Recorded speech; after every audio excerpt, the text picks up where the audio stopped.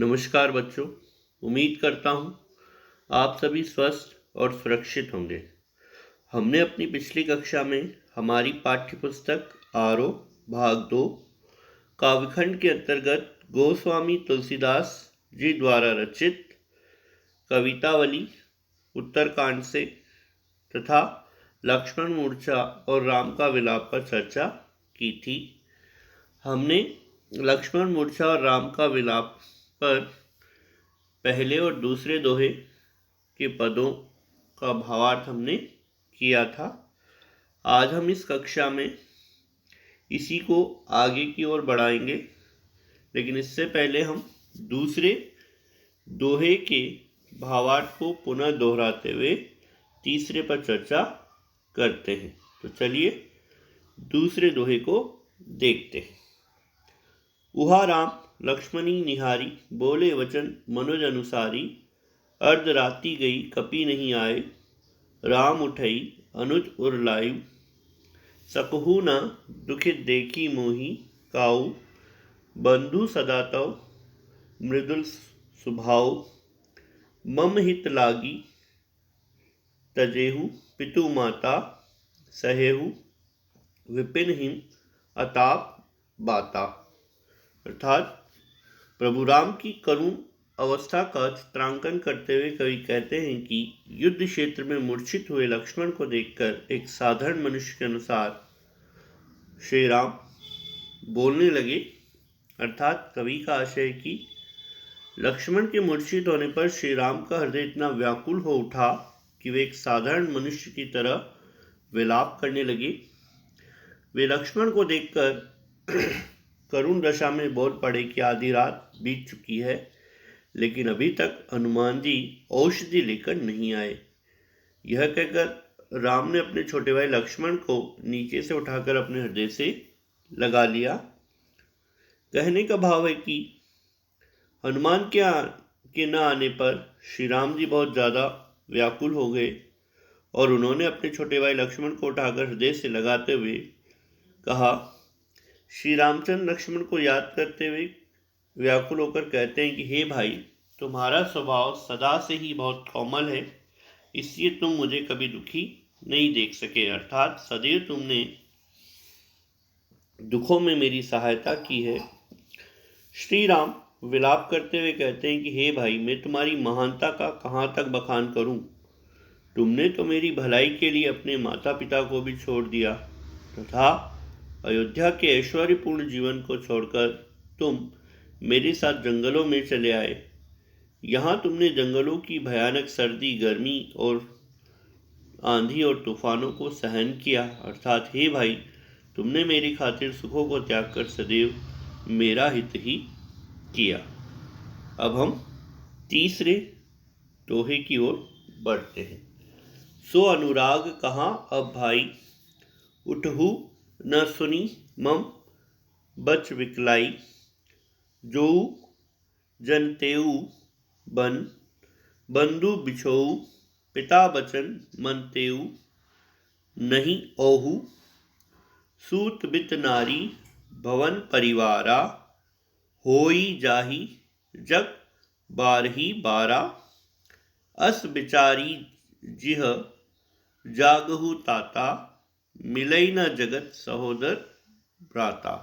अभी हम इस तीसरे पद की 4 लाइनों के शब्दार्थ और उसके भावार्थ पर चर्चा करते हैं। सो का मतलब होता है वह, अनुराग का मतलब प्रेम, उठहु मतलब उठो, समूह का मतलब होता है मेरा, बच का मतलब वचन, विकलाई मतलब व्याकुल, जोऊ मतलब यदि, जनतेऊ मतलब जनता, बंधु का मतलब होता है भाई, बिछोहु मतलब बिछड़ना या विरह, मनतेऊ मानता, ओहु आऊ, सूत बेटा, वीत धन, नारी स्त्री या पत्नी, भवन घर महल, परिवारा परिवार, जग संसार, बारही बार, अस ऐसा, विचारी सोचकर, जिय हृदय, ताता मतलब भाई, सहोदर, एक ही माँ के पेट से जन्मा भाई। तो देखिए अब हम इस पद के भावार्थ को देखते हैं। सो अनुराग कहाँ अब भाई, उठो न सुनी सम बच विकलाई। श्री रामचंद्र जी दुखी हृदय से अपने अनुज लक्ष्मण को संबोधित करते हुए कहते हैं कि हे भाई लक्ष्मण, वह पहले वाला प्यार लगाव अब कहाँ है। अर्थात जब तब मुझे कभी दुखी नहीं देख सकते थे। अर्थात जब लक्ष्मण जी मूर्छित हो गए तो उन्हें गले लगाते हुए श्री राम कह रहे हैं कि हे भाई उठो, तुम्हारा वो पहले वाला प्यार कहाँ गया, वो लगाव कहाँ गया, जब तुम मुझे कभी दुखी नहीं देख सकते थे। मेरे कारण अपने माता पिता को छोड़ दिया तथा वन में चले आए।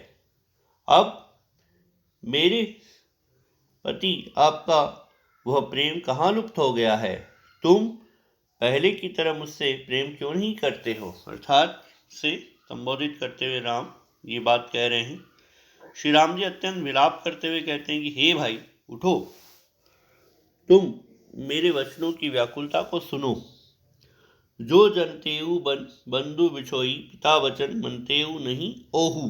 अर्थात मेरे व्याकुल वचनों को सुनकर तुम उठकर बैठ जाओ और पहले की तरह मुझसे प्यार करो।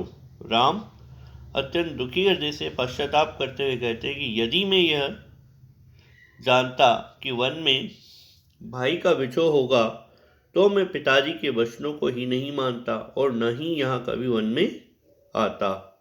सूत बित नारी भवन परिवारा हो, जाही जगवारही बारा। अस विचारी जिह जागहु ताता, मिलन न जगत सहोदर भ्राता। अर्थात यदि मुझे आभास होता कि वन में जाने के बाद मुझसे आपका बिछोह हो जाएगा, यानी आप मुझसे बिछड़ जाएंगे, तो मैं कदापि पिता के वचन को ना मानता। श्री रामचंद्र जी लक्ष्मण को संबोधित करते हुए दुखी मन से कह रहे हैं कि हे भाई, इस नश्वर संसार में पुत्र धन संपत्ति पत्नी महल और परिवार बार बार मिल जाते हैं, पर बार बार नष्ट होते हैं। लेकिन अपार यत्न करने पर भी संसार में एक माँ के पेट से जन्म लेने वाले भाई नहीं मिलता। इसलिए हे तात, तुम हृदय में ऐसा विचार करके जागृत हो जाओ। कवि का अभिप्राय यह है कि संसार में पुत्र पत्नी धन संपत्ति भवन और परिवार तथा बार बार मिल जाते हैं, लेकिन लक्ष्मण जैसा आदर्श भाई कभी दोबारा नहीं मिल पाता। यानी जब लक्ष्मण जी मूर्छित अवस्था में थे तो राम उन्हें बार बार संबोधित करते हुए उन्हें जगाने का प्रयास कर रहे थे और विलाप में उनसे तरह तरह की बातें करते। वह कहते हैं कि संसार में पुत्र धन संपत्ति परिवार और ये सारी चीज़ें तो मिल जाती है और ये मिलने के बाद नष्ट भी हो जाती है, लेकिन एक भाई एक ऐसे है जो दोबारा नहीं मिलता। आगे चर्चा करते हैं।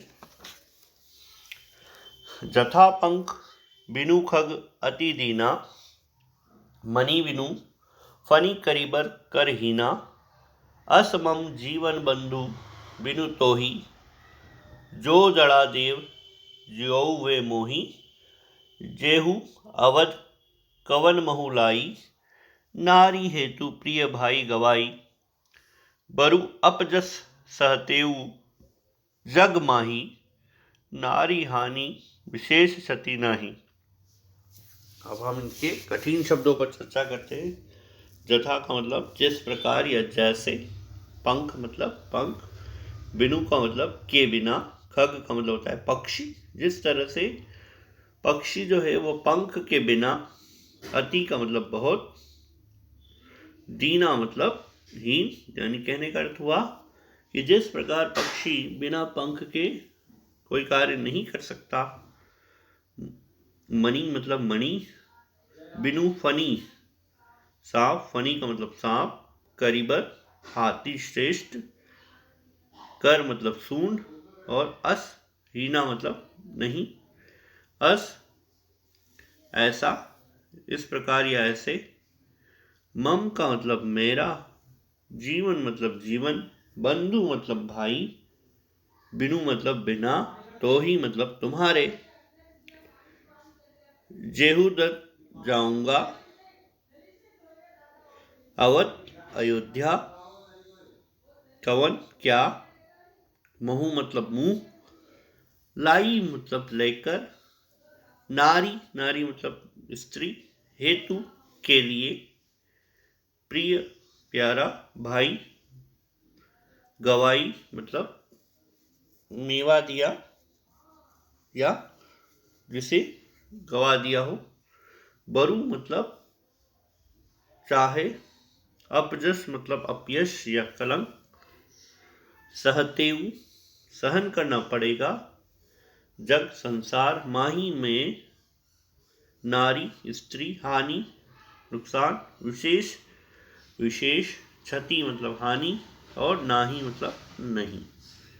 अब हम पंक्तियों के भावार्थ पर चर्चा करते हैं। जथा पंख बिनु खग अति दीना, मणि बिनु फनी करिवर करहीना। अर्थात तुलसीदास जी का कहना है कि श्री रामचंद्र जी अपने अनुज अर्थात लक्ष्मण को संबोधित करते हुए कहते हैं कि हे भाई लक्ष्मण, जिस प्रकार पंख के बिना पक्षी अत्यंत दीन है, अर्थात नागमणि के बिना सांप तथा सूंड के बिना श्रेष्ठ हाथी बिल्कुल हीन एवं तुच्छ है, उसी प्रकार हे भाई आपके बिना मेरा जीवन भी व्यर्थ है। अस मम जीवन बंधु बिनु तोही, जो जड़ा देव जो मोही। अर्थात उसी प्रकार मेरा जीवन भी व्यर्थ है। फिर शायद भाग्य केवल मुझे निर्जीव की भांति जीवित रखना चाहता है। श्री राम जो मानते हैं कि हे भाई लक्ष्मण, जैसे पंख के बिना पक्षी उड़ नहीं सकते, नागमणि के बिना जैसे सांप का जीवन असंभव है तथा सूंड के बिना श्रेष्ठ हाथी का जीवन व्यर्थ है, जैसे पंख के बिना पक्षी और मणि के बिना सांप तथा सूंड के बिना हाथी का जीवन व्यर्थ है, वैसे ही तुम्हारे बिना मेरा जीवन भी व्यर्थ है। कवि का कथन है कि राम मानसिक रूप से अत्यंत दुखी है और वे मन ही मन में मंथन कर रहे हैं कि अब मैं लक्ष्मण के बिना अयोध्या में वापस क्या मुंह लेकर जाऊंगा। जेऊ अवध कवन मुहि लाई, नारी हेतु प्रिय भाई गवाई। बरु अपजस सहतेऊ जग माही, नारी हानि विशेष सती नाही।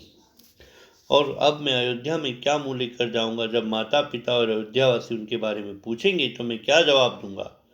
वे सब तो यही समझेंगे कि श्री राम ने अपनी पत्नी के लिए अपने प्रिय भाई लक्ष्मण को न्यौछावर कर दिया। इस प्रकार अयोध्यावासी अनेक आरोप लगाएंगे और संसार में यह कलंक सहना पड़ेगा कि श्री रामचंद्र ने अपनी पत्नी सीता के लिए अपने प्रिय भाई लक्ष्मण को गवा दिया। कवि कहते हैं कि राम मन ही मन यह सोचते हैं कि इस संसार में नारी की हानि कोई महत्वपूर्ण क्षति नहीं है। मैंने सीता को गवा दिया था, यह मेरे लिए कोई विशेष हानि नहीं थी, लेकिन प्रिय भाई की क्षति मेरे लिए अपूर्ण। अर्थात आज हमने तीसरे